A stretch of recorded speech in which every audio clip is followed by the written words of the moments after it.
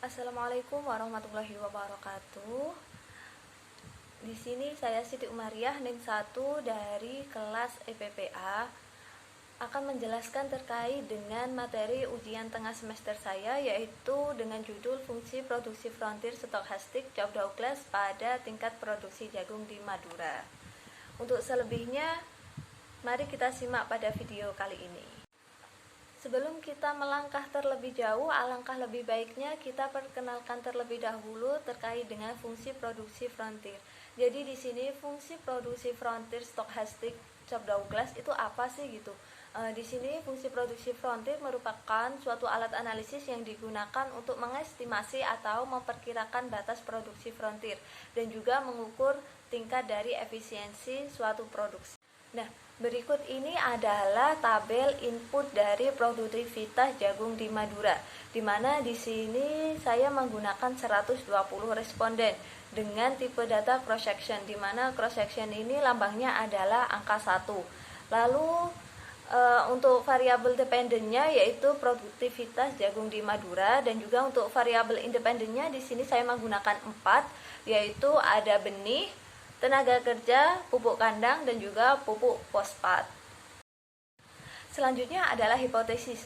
Untuk hipotesis yang saya ajukan, yang pertama adalah H0, di mana H0 ini mengatakan bahwa tidak ada kasus inefisiensi di dalam penelitian penggunaan benih, tenaga kerja, pupuk kandang, dan juga fosfat terhadap produksi jagung di wilayah Madura.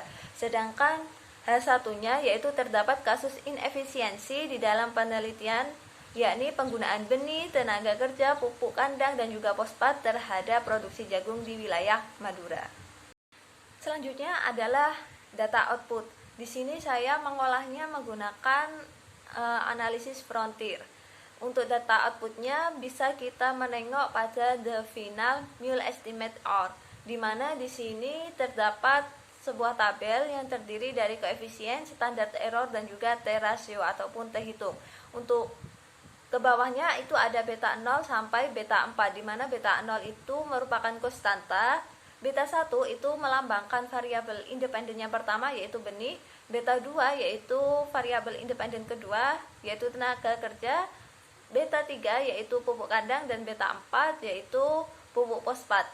Sehingga dapat diketahui di sini bahwa Y ataupun produktivitas dari jagung di Madura sama dengan 0,179 yang diperoleh dari konstanta dikurangi dengan 0,7631, di mana di sini ada 0,1 berarti 0,07631 X1 ditambah 0,224 X2 dikurangi 0,340 X3 dan juga ditambah 0,449 X4.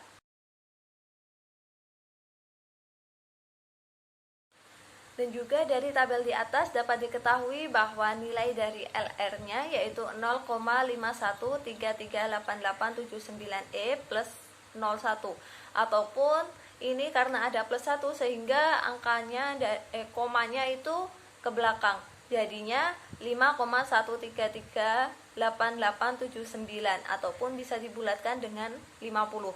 Sedangkan with number of restriction-nya yaitu ada 1 dengan menggunakan derajat 0,05, ataupun di sini saya menggunakan derajatnya 5%, sehingga nilai kode PALM adalah 2,706, di mana nilai kode PALM ini diperoleh dari ketentuan tabel kode PALM yang melihat dari number of restriction-nya, sehingga diperoleh nilai LR test itu lebih besar daripada kode PALM, yaitu 5,133 lebih besar daripada 2,706 dari tabel PALM, sehingga hal ini mampu mendongkrak terkait dengan hipotesisnya yaitu menerima H1, yang artinya terdapat kasus inefisiensi di dalam penelitian penggunaan benih, tenaga kerja, pupuk kandang, dan juga pupuk fosfat terhadap produktivitas jagung di wilayah Madura. Dari tabel tersebut juga kita dapat mengetahui nilai gamanya, di mana nilai gamma dari koefisiennya yaitu 0,805 sekian ditambah dengan standar errornya yaitu 0,120 sekian, dan untuk T-rasionya yaitu 0,669. Sehingga berdasarkan nilai T rasio dapat diketahui bahwa analisis ini berpengaruh secara signifikan, yakni pada T hitung, di mana T hitungnya yaitu 0,669, karena di belakangnya ada plus 01 sehingga angka komanya itu mundur ke belakang menjadi 6,693. Dan juga untuk nilai T tabel dari 120 responden dan 4 variabel independennya yaitu 1,981, karena T hitung itu lebih besar dari T tabel sehingga menerima H1, yang artinya terdapat kasus inefisiensi di dalam penelitian, yakni penggunaan benih, tenaga kerja, pupuk kandang dan juga pupuk fosfat terhadap produksi jagung di wilayah Madura. Dan sebanyak 0,120 dari error term ini disebabkan karena adanya inefisiensi teknis. Error term ini apa sih gitu? Jadi error term adalah ketidakmampuan petani dalam menghasilkan produksi tertinggi. Hal ini disebabkan karena adanya inefisiensi teknis, sedangkan sisanya itu karena adanya resiko. Selanjutnya dari tabel The Final Meal Estimate R, kita juga mampu mengetahui tingkat efisiensi dari variabel-variabelnya terhadap produktivitas jagung di Madura. Untuk melihat dampak ataupun pengaruh dari masing-masing variabel independen terhadap variabel dependennya, kita dapat dibandingkan antara T tabel dan juga T rasio ataupun T hitungnya dengan menggunakan alfa, di mana di sini saya menggunakan alfanya yaitu 5%. Sehingga dapat diketahui pada B1 ataupun variabel 1 yaitu benih, di mana untuk T rasionya yaitu min 0,0721, sedangkan T tabelnya yaitu 1,981, yang artinya T rasio lebih kecil daripada T tabel sehingga H0 diterima. Sedangkan pada variabel kedua yaitu mempunyai nilai T rasionya 2,411, yang artinya lebih besar dari T tabel, yang mana T tabelnya yaitu 1,981. Hal ini mampu memperoleh bahwa H1 diterima, yang artinya jika X2 dinaikkan sebesar 1%, maka outputnya akan meningkat sebesar 0,224%, yang artinya ini adalah signifikan. Sedangkan pada variabel ketiga yaitu nilai dari T rasionya yaitu min 2,416, yang artinya lebih kecil daripada T tabel yaitu 1,981, sehingga H0 diterima. Dan pada variabel keempat yaitu penggunaan pupuk fosfat diperoleh bahwa T rasionya sebesar 3,642, yang artinya lebih besar daripada T tabel, di mana T tabelnya yaitu 1,981.